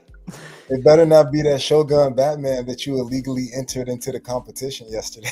How was that illegal? It was clever, is what it was. It was clever. Tomato. I was steps ahead of Buck, is what it was. Having us thinking you had the Dio. Yeah, that was good. I love tournament, man. That's always fun. It was even better. It was even better because I didn't know somebody was gonna pick the Dio, so it kind of like made it even better because somebody else picked the Dio, you know. But everybody was, oh, that must be Jarhead. The whole world knew what Piggy picked. I know. Well, Vision, as soon as you put it up there, it's like this Piggy right here. Yeah. I'm like, dang, bro. Oh man. But yeah, so yeah, that was today's topic, man. I was kind of keeping it short because I know BSC's having like his big thing right now with Tweeterhead, and I didn't know if we were gonna get anybody showing up today, so keep it nice and short. Is there anything else y'all want to talk about with like a regional statue collecting? I guess if there's anything else y'all can think about. Do you guys have so there's a Facebook group here in the DMV for statues. Do you guys have one in your area? Yeah. No. We've got Texas one. Oh, you do? Yeah, I didn't. Yeah, That's because you live in the middle of nowhere, Angela. God. Oh Leave her my alone. God. I really feel like that now. It's like, gosh. But maybe that's the reason, maybe it's a good thing because, my statues are more selective and I can wait it out a little bit and find it at a better deal. You tell So, them, Angela. I mean, maybe that's what it is. I'm a little bit more selective. She's out in the statue desert out there. There's no statues out there. Swamp. Let's go ahead and keep it real. Swamp. The Okay. swamp area. The statue so swamps. I'm in the statue swamp. So yeah. But yeah, we have the Texas group that is local to me, but Texas is a big place, so it could go from all the way up north to Houston. So You're south of Houston? no, I'm saying like the Texas group. It's a big group because there's a lot of Texas, man. So Yeah, but you said like all the way up north to Houston. yeah, like that's how far it goes. Like it's hours. Like you can be hours from that statue. Houston was south. Yeah, it is. All right, never mind. But Houston, for instance, is like 3 hours from me, but like between 2 and 3 hours from my house. Are you you're west of it, right? I'm in the middle. I'm in the exact middle of Texas. So you're near Dallas type thing? I'm south of Dallas. Dallas is He's more. looking up what he can buy from there so he can get it to you. You can go pick it up Well, and send it to him. No, I've thought of that stuff before though. Steve, we talked about this on your show once before. I always felt that because there's a lot of scammers and stuff out there. Mm-hmm. I always felt that if there was I guess it'd be like a broker, right? Say Angela, you wanted to buy a statue from a guy in somewhere near Texas or something like that, or you want to sell a statue to a guy in Texas, but you don't know if you're going to get scammed or not. So you'd have Jarhead be the broker, you know what I mean, the middleman for the piece. So make sure everybody gets what they want, because you can get a piece, the guy gets a piece, oh, it was broken. Like, no, it wasn't, motherfucker. And it's like, or something, you know what I mean? So I always thought that was always a good idea. And you'd have these guys, you'd have people regionally spaced, you know what I mean? Within driving distance. That's the good thing about having friends that are all over YouTube, like everywhere's. Exactly. Right. Because I've actually went and got a statue for Steve one time. I drove along 3 hours. Whoa. And went and got him a statue because the guy didn't want to ship it. So I remember that. It was a steak, right? Wasn't that supposed to be a steak? Steak out? Yeah, that I've never gotten. So why you gotta bring up old stuff, huh? Hey, I'm just kidding. Matt brought it up. No, I'm just telling a story. No. But yeah, it's nice to have this community too, right? Well, we can do that, and I would expect if anybody else was interested, they would contact me. If something was in Texas, I'd pick it up for them. That's just how I am. So I think Walton has already messaged me before about wanting to pick something over here that that I would have went and picked it up for him. So the other thing that I like about the statue community is that you do make good friends in all different places. Because I have people in Europe that if I need something, they'll send it to me, and they don't charge me outrageous prices, or they'll stock up on stuff. The same way, the only place that I ever really have issues with is shipping to Canada, or California, because California is expensive as all get out. But it just is. yeah. I think I cut out, so hold on. We gotta get her a YouTube streaming Camera. kit. Yes. Shoot, I need one too. I need to get it. No, Matt, I love your setup. It's always funny to hear you sometimes. What? You should have heard him earlier. He was doing the dishes or something when we started. he turned on the water. There's like, I guess there's a sink right next to him or something because he turned on the water. It was like, because I didn't realize we were live. I'm like, bro. I'm definitely gonna watch the replay. Steve, let me ask you a question. All right, you've been to my place. Mm. Would you consider my downstairs a basement? No, I don't think so. I think it's like the first level. Like a basement is like, I feel a basement has to be underground. For me. Right. Well, that's what I'm saying. Well, see, Jarhead said the main level is if anything below the main level would be considered a basement. Because that's the basement. What? That's just the way I Basement is see it. underground. Yeah. Basement is underground. But see, mine's like it's the front door is level to the ground at the front, but it's not in the back. So I don't part of know. it's underground, right? So part of it is underground. Yeah. So it's a split level Yeah. basement. I don't know, man. Just give him the basement for today. Officially Okay, a all right. basement for today. I don't know, but okay. I mean, I would still consider that a basement. I know it's not all the way underground, but Oh yeah, see, there you go. There's the cave. Yeah, right there is that's like, that's your bottom floor. yeah, but if you go up the stairs to the front, it's like you walk to you're right towards the front yard. But the bottom doors, they go out to the backyard. Yes. Mm. I don't know. I don't know what you call that. Yeah. It's a wannabe basement. That's what. Yeah, it's a basement. It's a half basement. I don't know. I don't know what you call that. I wouldn't call it a half basement.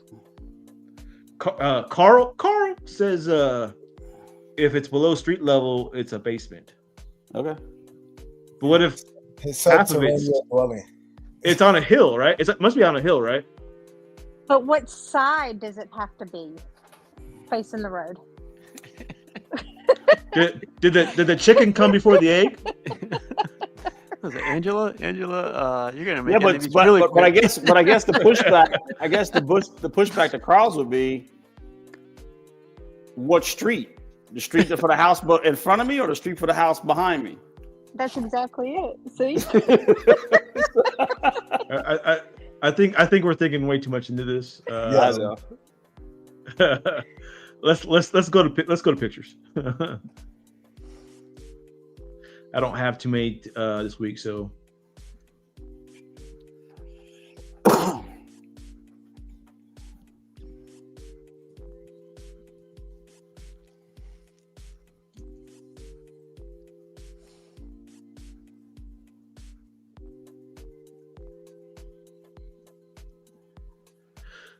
y'all see that? Yes. So another great statue by Vahan, the Russian. Russian. Yeah, this just came up for pre-order not too long ago. What do y'all think about this Kingpin statue? Speaking of Kingpin statues, Matt. I stick to what I said. If it had Vincent D'Onofrio's portrait, D'Onofrio. if it had his portrait, it'd be something I'd strongly consider. Yeah. But it would have to have his portrait. He took King. I mean, I've always known who Kingpin was, and I've always been a fan of Kingpin. And I've always seen Kingpin as a Daredevil foe as opposed to a Spider-Man foe. But yeah, I would say he's a street level foe, like because he's been a foe of all the street level guys pretty much. Yeah. But I think he's primarily was in Hell's Kitchen though, right, or whatever it was, or he was down there. Yeah. At least I think he was introduced as Daredevil's foe, wasn't he? I'm not sure. I think so. This one's better. This one's better. But yeah, although the one I had was really nice too. I really liked that one. That is nice. I like that. Yeah. Is that Bone or is that It's signed by D'Onofrio too. Is it really? Yeah. Is that who makes the statue? Bowen. Is it Bowen? Yeah. Okay. Yeah. It's not custom though, so Yeah, but I really like this piece. I like the knuckles on it. I think that's really cool. I mean, obviously, it's If It's they would cool. have had an aspect of tying in Daredevil or Spider-Man, I think it would have taken it to the next level. If you're just a person that sees it, unless you're an actual Kingpin fan, it just really doesn't do anything for me. Yeah. I think sculpture wise, this is the best Kingpin out there. I think it doesn't have maybe like a tie-in with Daredevil or Spider-Man or anything, but I think sculpture wise, to me, this is the best Kingpin for me. You don't know what's weird? I wish he were fatter. Like Yeah, that's or this like doesn't phone scream out. fatter, and then I would get it. Yeah. yeah. I really like the one I He's had. not big enough. Yeah. The one I had was, but that's why I said his knuckles though. But you see, if you look at his hands, so that kind of makes it. I think the hands take the place of the belly. To be honest with you, Yeah. it makes I it like a their little bit more brutal. I like the switch outs. They're subtle, but like I like that. Do you guys like the vest? Like the texture around the vest? Like Yeah, it's hard to see. I can't. Yeah. Oh yeah. There you go. Yeah. Yeah. There you Oh, go. yeah. There you go, Oh, man. Yeah. There you go. That's yeah. nice. Oh yeah. That's bad. That's dope. I like that. That's how the other one was. The one that I had. It had great texture. It was phenomenal. The portrait though on the one that I had was more of a comic style. So portrait. this is a different portrait on him. I think this is more like a rounder, fatter face, so this might fit the character more.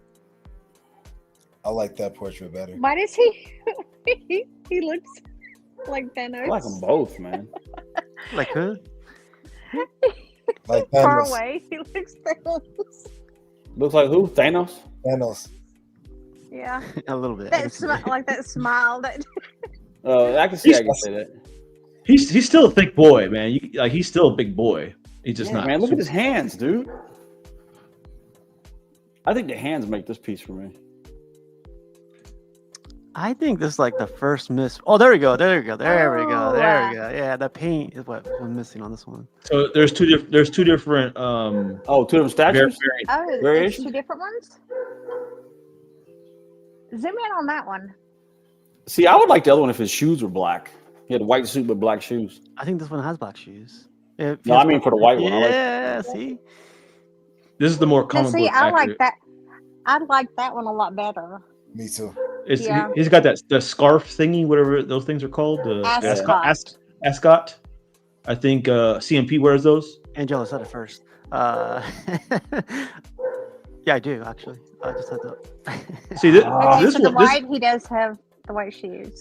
he's got a tie on this, but then he's got that ascot on this. Somebody clip that, please. Gotta love a good ascot. Jar is not the best at pronunciation, so I just had to. Shut up. Galact- Don't act like you don't act like you pronounce everything right either. I don't make up words though. I don't make up Galacticus. That wasn't made up word. That's his name, Galacticus. I don't know if I that like is the his diamond. The people from Canada. yeah. Canada. I don't think I like the diamond. If the diamond was gone in the Ascot area, I think I'd be Yeah, okay. And if the his little handkerchief was matching the Ascot. It's funny that you say that because the Bowen has that little diamond piece. So you know. Does it? Yeah. Are you really? If I was wearing an ascot, I would have a diamond too. Nah, let's bro- not a go brooch. there. I said it. No one heard me. Yeah, I heard you. Yeah. I'm wearing an ascot and a brooch next week to the show. Oh man, Weren't you wearing one the other day? he was When you were in the hotel. I didn't have a brooch. Next time. Yeah, next time. And then this is just got painted. So kind of want to show that off, the paint on this one. That looks good. That green. It's popping.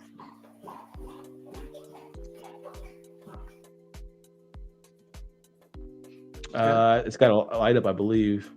Do you guys like the fire? The fire looks kind of weird to me. I don't like how you can see his toes through the. Oh yeah. through- Wait, Piggy. what do you think, Piggy? What do you think, Piggy? No, it's not working. It's a sock.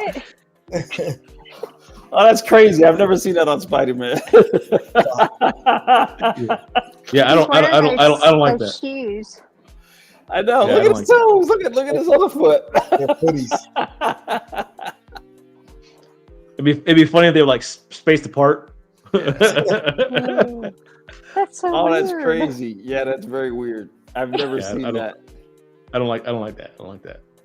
But I will give them this. At least they paid attention to everything from head to toe.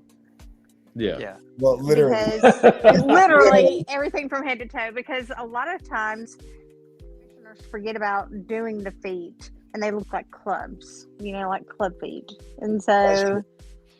But this is the other end of that. Yeah, so but he doesn't. that person has like a foot fetish. Something. Who? I didn't do it. I didn't design it. I didn't do it. Who? I didn't design Who has foot fetish? Seal of approval. right I here. heard CMP. CMP Tuesdays. Oh, no thanks. No thanks. He looks like he's wearing a onesie. Like that's what like this like looks like to Yeah. me. Like he's wearing Pajamas pajamas with now. the feet in them. Yeah. Yeah. Maybe he's wearing his underoos. Yeah. That's the only thing that bothers me about the statue is that those feet. That's a big bother, though, brother. Yeah. That's hilarious. And they're center stage too. It's not like I they're know, behind him or anything. They're like right there. Yeah. Is this printed? I hope it's not printed. Yeah, it's printed. This is the print. Oh man. Oh, I'll ask Buck if he likes this one. It's the output. CMP. it's What about the goblin? The green is dope on the goblin. Yeah, I like the Goblin. I'm not going buck wild over Spidey, but I think the Goblin. He's got boots on, so Yeah. See the swap out. this was sculpted by Caleb Nevison too. I like Caleb. Caleb's really good, man. One of my favorite sculptors. Except for this. Yeah, except for that. He's had a couple pieces that I didn't care for. But for the most part. He's no Franco, but I like that V for Vendetta. Like, oh, this is dope. yeah. I love this. Oh man, The 5th of November. man. It's got a lot of swap outs too on it. Oh, it's a Jane D piece. There we go. Yeah.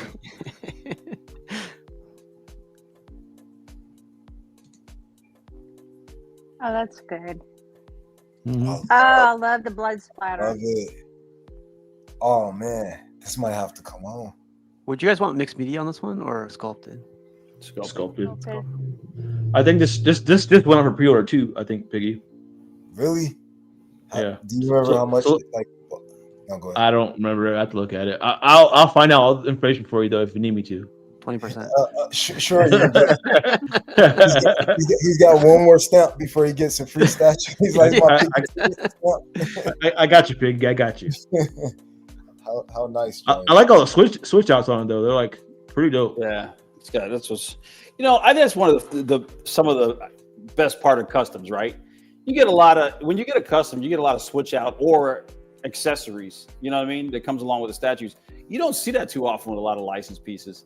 And I don't understand why. It's just kind of, I get the fact that there's a process and approval and all this kind of stuff, but still, these options can be offered to you. Like The only one that does it, the only group that does it is LBS. LBS did it for a gives- little bit. Yeah, that's because he's got his own personal stake into it. You know what I mean? And he's still hands-on by himself, but he's, But he also came from the custom world too, and so did XM. Right. But what I'm saying is though, like look at the Kingpin. You had various ways of him with his staff, a rose, a cigar. You know what I mean? You had different options to go with it. This guy, he's got several different knives, several different ways to hold the knives. You know what I mean? Yeah. And you just don't see that with licensed pieces. And I know it's because it's got to get approved and all this other stuff, or the licensure doesn't want whatever. But still, it's just kind of that'd be something I would push for if it was a license. You see with is this who's this guy? I forget his name that he used to. It's not Cuban. It's Oh man. what is the Cubano? other name he went by? Oh, Nelson Ortega. Nelson Ortega. Yeah. Oh, Um, nice. He says the Goblin caught Spider-Man at a sleepover. But yeah, like there is a lot of switch outs for customs a lot of times, and the only like license piece that I've seen do it like that is LBS.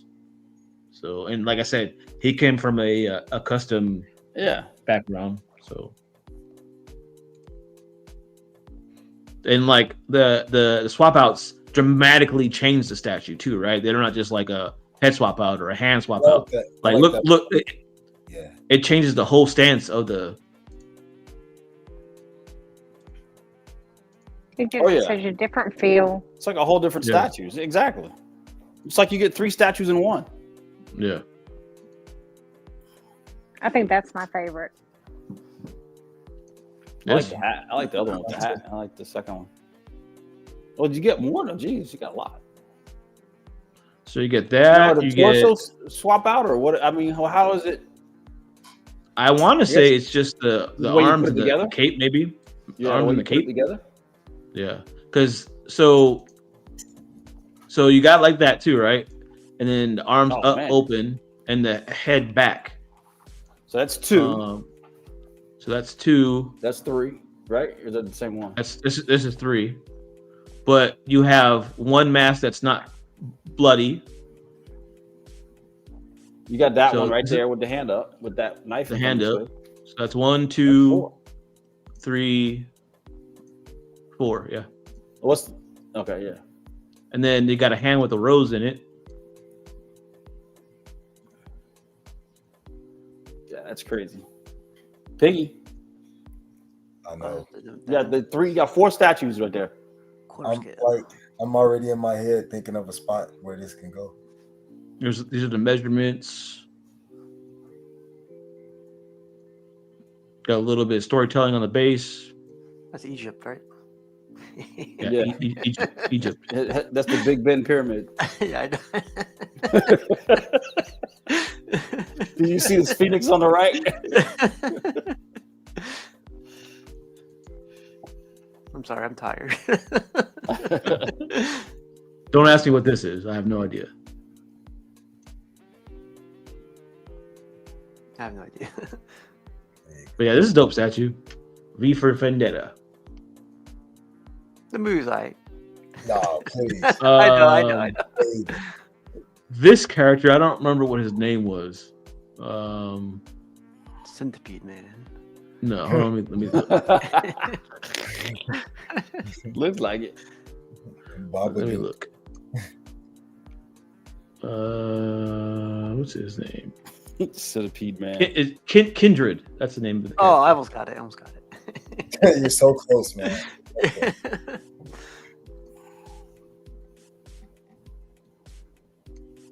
He was like that was like a fun character to make statues with. Could you imagine one of those legs breaking? You're like, can I get a refund, please? Yeah. I know nothing about this character. Dude. No. No, I've never seen this character. It looks cool though. I mean, you know, if you're into like bugs and mummies, I mean, it looks like a Skeletor. A Oh, mummy we got- Skeletor. We Yeah. got it's like mummy or some sort of mummy coming out of the ground. the other Matt in the chat. He just joined. What's up? What's up, other Matt? He speaks Spanish all of a sudden. New Matt. I see. I'm OG. ¿Cómo estás? Oh, he's in the chat. I thought you said he was. I'm sitting here looking at the thing like expecting him to pop up. Oh no, he's in the chat.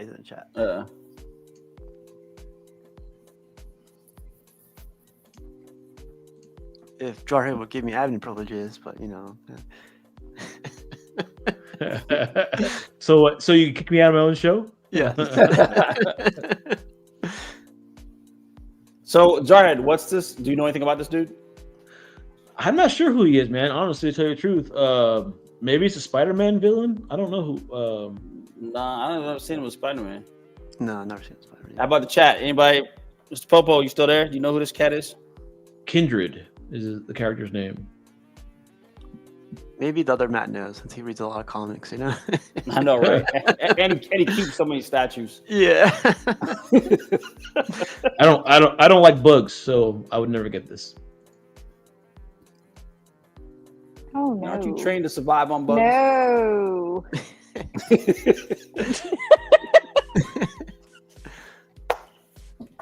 It does That's kind of just remind me. scary.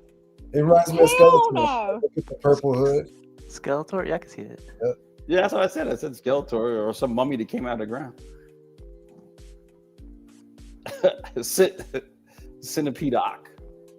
Gross. He's Doc Ock's assistant. Kindred PA.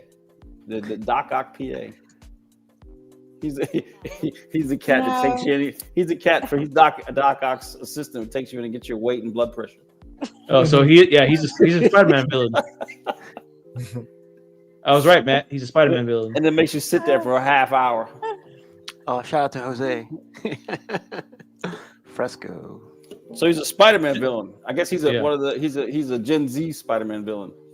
Oh, A might be. new cat. So should I zoom in for you, Angela? Mhm. I mean, he's Yo, got look at his- nice teeth. Look at his eyes. Does it light up? Does it light up? Dude, Does his those, eyes like- light up? Oh, look they're at the bugs. bugs. Look at the bugs on They're his bugs. eyes. Yeah. There's bugs That's in his cool. eyes. No. Get it off. Get it off. Get it off. It's Halloween, Angela. That's a good I detail. understand. You're gonna have the heebie-jeebies going to bed tonight. At least once a week, I have to Well, yeah. fight with like one of the lizards on my doorstep. So now I'll be seeing bugs. The anoles. So yeah. Ugh.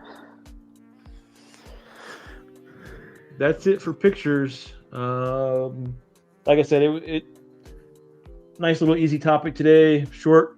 Like I said, I'm sure everybody's watching the drama over on the BSC right now. So I'll probably end up flipping over there and see what's going on too myself. Appreciate everybody hopping on tonight.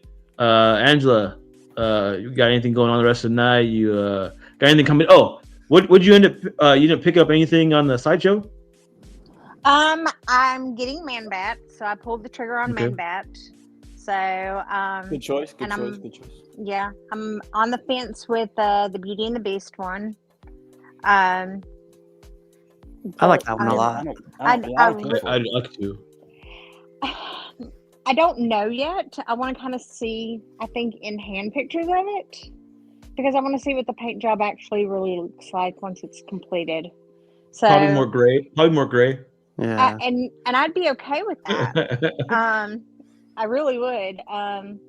But the standout pieces for me were the Universal Monsters, sculpted. Creature, I really think I'm going to get Creature from the Black Lagoon. So, but that's my That's the one favorite where monster. that's the one where he's like floating up, right? Yeah, the one that everybody is already worried about leaning. And I don't see it having a problem. So, Well, they said it's but the yeah, same thing about that's Weapon X too. It's like the same thing with Weapon X. It's like the same kind of concept. So yeah. Now you got the Weapon X, the one yeah, I got Weapon that looks like it's in two. Oh, okay. yeah, I got that one. So it's pretty steady. So it ain't going nowhere. So The I'm side, pretty so you sure got the sideshow one? You got yeah, both of them, right? Yeah, I got both of them. So, what about you, Matt? You getting anything in, or did you look at the sideshow stuff going on right now? Is there anything that interests you? I figured you might be interested in some of the Universal Monsters or something. You know, I'm not. I think they're cool though. I think that's pretty nostalgic, I guess, right? Yeah. I like Bride of Frankenstein the best. I thought that was pretty. That was pretty spot on. I didn't like the pose of the Creature from the Black Lagoon. Okay. What about the guy with the balls on his head? Oh yeah. yeah. Metaluna. Nah, He's got one big ball and then claws, pinchers. Wow. nothing that didn't. That's not. It didn't. Nothing that tickled my fancy. I was on the fence. I really like the Man Bat. But I guess there's two things. I guess that There's a couple pieces out there that we talked about it earlier in the show of would I be getting it because I'm in love with it, or would I get it for FOMO? I really like the Man Bat, so I would get that piece. But the only thing that's keeping me away from it is, Jarhead, I gotta be honest with you, man. Some of the custom pieces that I see, like that Kingpin, the detail, I like detail and texture. I don't think the Man Bat's when it's actually gonna come out, it's gonna have the same detail and texture. I've gotten spoiled with that, and I think it's gonna be kind of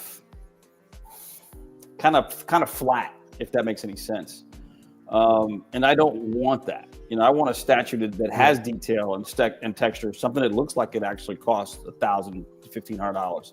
I think some of the pieces that are coming out from, I love Sideshow. And half my collection is Sideshow, so that's not the issue. But I think now some of the pieces are lacking that detail and texture that I like or that I prefer. Especially like with all the X-Men that came out with that cartoon line and stuff. It fell a little short for me. So that would be my hesitancy on getting the Man Bat. And then there's this knuckleheads and yours that Archangel. Get that Archangel, man. I really want that Archangel, but it's kind of like do it. But I don't need. I think it's a dope piece, and I really want it, but it's like I don't need. It kind of won't go in my collection, and it's just kind of like, what I mean? Well, October 29th is when Matt said he was not going to get the Sideshow Archangel. Just mark the day. No, not Sideshow. Not Sideshow. He wants the custom. Oh, the custom one. I'm sorry. The custom.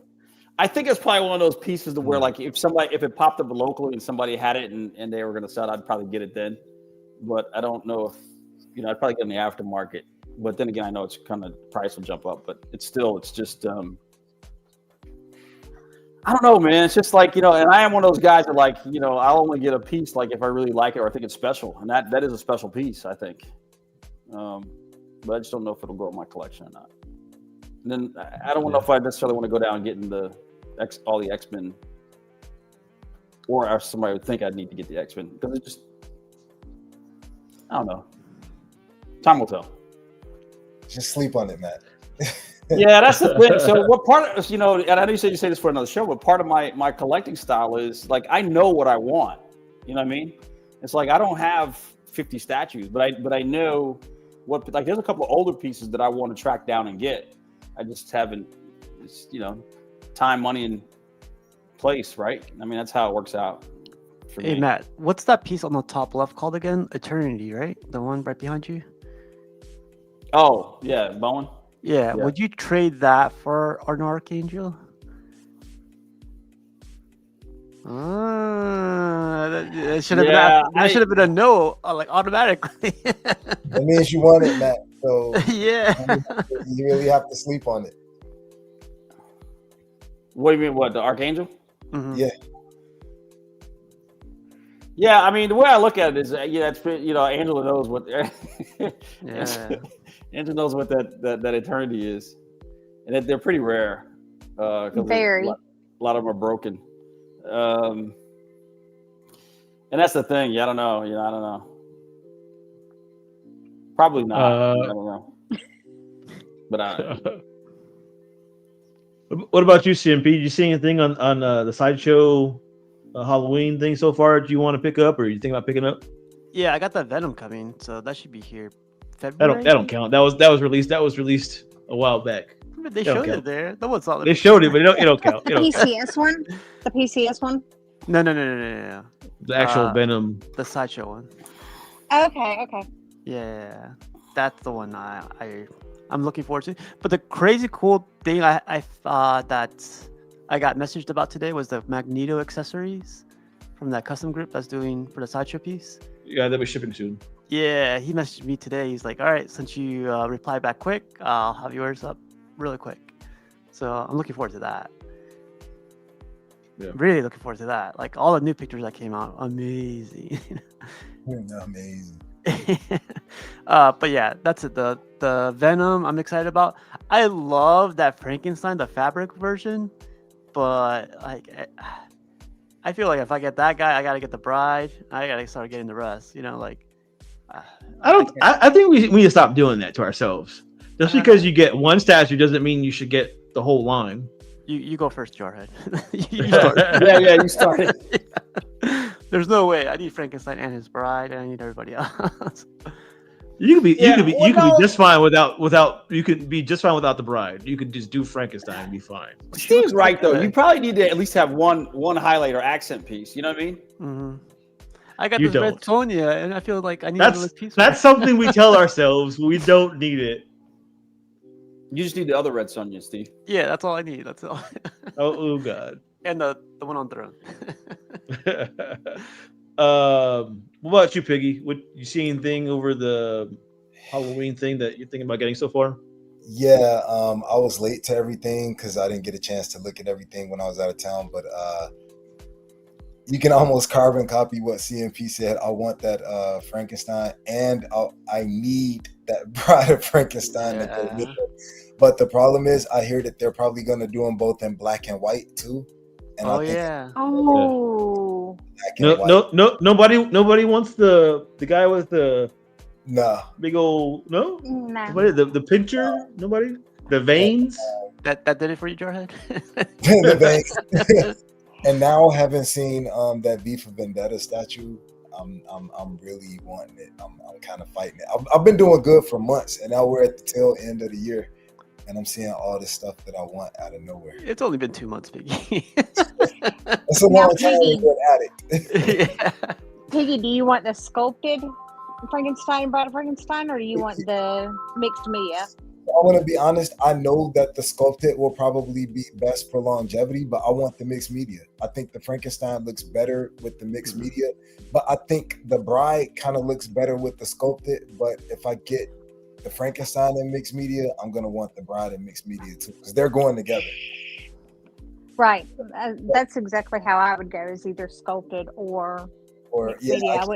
I wouldn't do like a one or the other. So Yeah. yeah. I wanna do- So I think I want them mixed media, but I want if they're doing the black and white, I'm gonna wait because I really would prefer. Like, this version is dope, but I know I would like it in black and white. A couple things that I'm thinking about picking up. Oh yeah. so What about far. you, Jarhead? That's why I'm talking. I know. So the Hulk, Venomized Hulk. I'm pretty sure I'm gonna end up picking that up. I love that Man, statue. this guy has no focus, man. He's getting 1/3, and now he's going to 1/4. Like, come on. Mind your business. Mind your business. So you do like put it in a custom on a Venomized Hulk? Wow, that part too. That's none of your business, Piggy. You mind your business too. That answered it. We're gonna have a versus on that one. So I think that's gonna be like the next show. I'm gonna do like a appreciation type show for Sideshow kind of, because I think they've been doing, out of all the license companies, they've been doing the best. So I think I'm gonna do a appreciation day either this next time or the time after. So So it's not happening. just because I guess they're the second best after customs now. So but what are you showing me? What are you showing me there, Steve? What you got there? What's that? What's that? Like a couple times. Book club. First rule of book club, Steve. We don't talk about book club. Okay. Yeah. So I really like that Venomized Hulk. Like, I love how, like, the Hulk, like the screaming portrait and everything, like the how his stance is and everything. I love that statue. The Gwen, the Venomized Gwen, I love that one too. That's straight from the art, which I really like. The Magic art piece that is released, I like that a lot. I hope they probably make a gonna pick statue that out up. of it. Yeah. I'm thinking they're gonna do a Magic here soon. And then Also, the apples. I'm thinking about picking those up too. Did you see the retailer? The The green different ones. color ones. I love. Yeah. I love the green alien one. Yeah, I think it fits more than because like it looks like a green apple. You know, Mm-hmm. I need makes to more look sense. I need to look for the older ones. I like the older ones too, but You tracking can get them those on down- eBay. There's a bunch of them on eBay. I just already looked. We could go break into my ex-husband's house and go get those because he's got them. Wait, Let's what? do it. Let's do it. She said that live, so I mean, no, it wasn't us. It wasn't us. It was not me. I'm not the one that did it. But yeah, so Next, that's if I have apples next week, yeah. those are the things that I was interested in so far. I don't know what I think about that Venom, that PCS Venom bust. I don't know if I like it or don't like it. It's a lot going on, man. Like It is a lot. you have to rotate it consecutively to get to like it or to appreciate it. appreciate it. Yeah. But yeah, that's it. Like I said, it was just trying to do a short show tonight. 2 hours. And you were here for 30 minutes of it. I know. But like I said, thanks to everybody for showing up. Appreciate everybody in the chat and everybody on the panel for showing up. Go support the Batman statue collector, I guess, and his drama that he's got over there with Tweeterhead. I'm interested to see what was said. So Yeah, send me the cliff notes, please. but I appreciate everybody. Thanks. Bye. Bye. Right.